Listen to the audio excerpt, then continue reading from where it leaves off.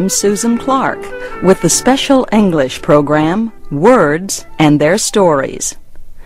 A woman from Japan was telling a friend about her trip to the United States. The woman had visited major businesses and investment companies in New York City and Chicago. "I studied English before I left home," she said, "but I still was not sure that people were speaking English." Her problem is easy to understand.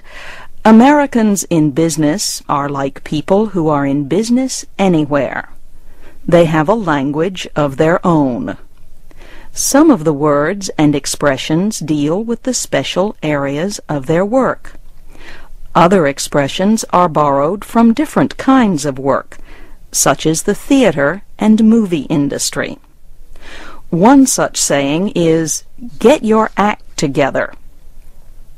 When things go wrong in a business, an employer may get angry.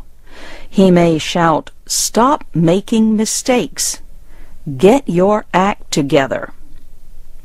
Or, if the employer is calmer, he may say, "Let us get our act together."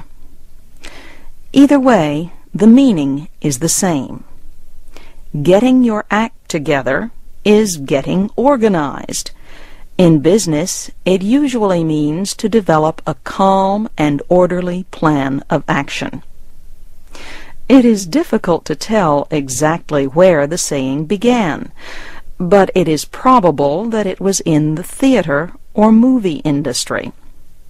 Perhaps one of the actors was nervous and made a lot of mistakes. The director may have said, "Calm down now. Get your act together." Word expert James Rogers says the expression was common by the late 1970s. Mr. Rogers says the Manchester Guardian newspaper used it in 1978.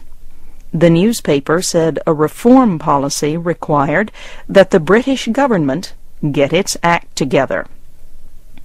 Now this expression is heard often when officials of a company meet. One company even called its yearly report, "Getting Our Act Together." The Japanese visitor was confused by another expression used by American business people.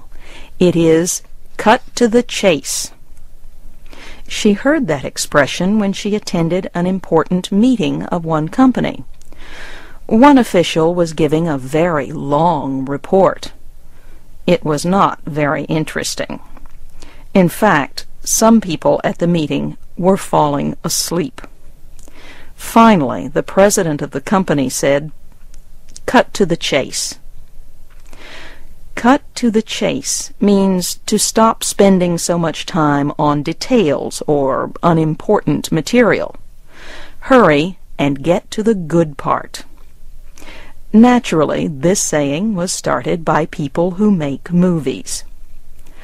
Hollywood movie producers believe that most Americans want to see action movies. Many of their movies show scenes in which the actors chase each other in cars or in airplanes or on foot. Cut is the director's word for stop.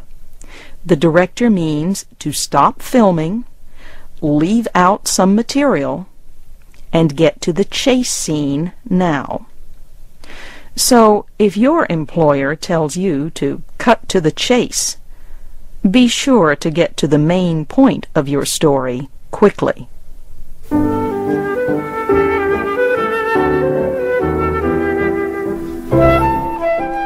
This Words and Their Stories program was written by Jerry Watson.